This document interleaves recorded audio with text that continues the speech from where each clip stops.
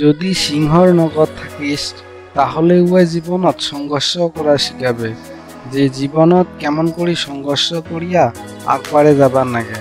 কিন্তু যদি আপনি এঠে গাধার সাথে থাকেন তাহলে উয়ে পরিস্থিতিত পড়িয়া মাথা নিচুত করাই শিখাবে।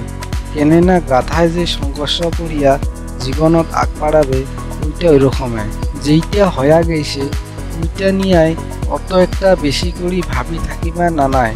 কেননা হয়া যাওয়াটাই যদি বেশি করে ভাবি থাকা যায় তাহলে এঠে মন দুর্বল হয়, আর যেটা পায়া গেছি ওইটা হারেবার চেষ্টা করিবার না নাই।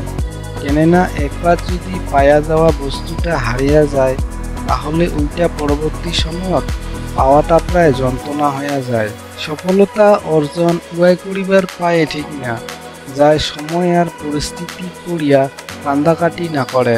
এই সংসারখানত যতই জ্বালা যন্ত্রণা খাড়া হইয়া না থাকিস না কেন, খালি হাত ধরিয়া কিন্তু মাথাটা একবারে নিচু ঢেলেবার না নাই, উপরত উঠিয়াই নইস। তাই কয় জল হাতত ধরি ওবার পাওয়া না যায়। যদি মনে করিস তাহলে বরফ না হওয়া পর্যন্ত ধৈর্য ধরি ওবার নাগিবে, আর ধৈর্য ধরিলে জলকও হাতত ধরি ওবার পাব। একটা বয়সে মানুষও কোনোদিনও ঘাবড়ে দিবার না পায়, আর ধাক্কা খাওয়ায় কোনোদিনও মানুষও মুখ্য উদ্দেশ্য থাকি ফেলে দিবার না পায়। যদি জিতার জন্য মনের ভিতরে জোর থাকে তাহলে হারাটাও হার মানিবার না পায়।